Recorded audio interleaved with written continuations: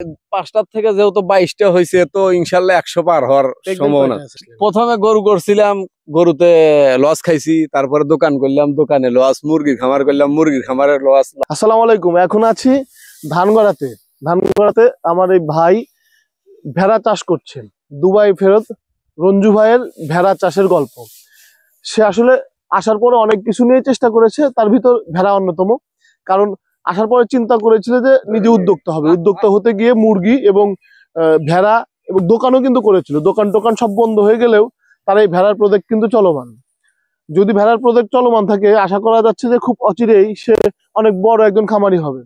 Dubai ফেরত রঞ্জু ভাই আসলে কেনই ভেড়া চাষে আসলেন তার মুখ থেকে জানার চেষ্টা করবো। রঞ্জু ভাই, এই অনেক কিছু বাদ দিয়ে কেন ভেড়া চাষে আসলেন? প্রথমে গরু করছিলাম, গরুতে লস খাইছি, তারপরে দোকান করলাম, দোকানে লস, মুরগির খামার করলাম, মুরগির খামারে লস। লাস্টে চিন্তা করলাম ভেড়া করবো। এই জন্য মানে পাশাপাশি ছিল ভেড়া আর কি। তো এখন ওইটাই আছে আর মুরগি আছে। তো এখন ভেড়াই দেখতেছি যে মোটামুটি এটাই ভালো।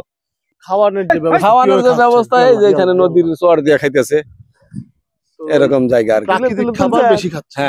এটা কতটা দিয়ে শুরু করছে? 5টা দিয়ে। এখন কয়টা আছে? এখন 22টা। কতদিন হলো? 2 বছর। সবগুলোই প্রেগনেন্ট। পাঁচটা অলরেডি হয়তো 15-20 দিনের মধ্যে বিয়ে হইব আর কি।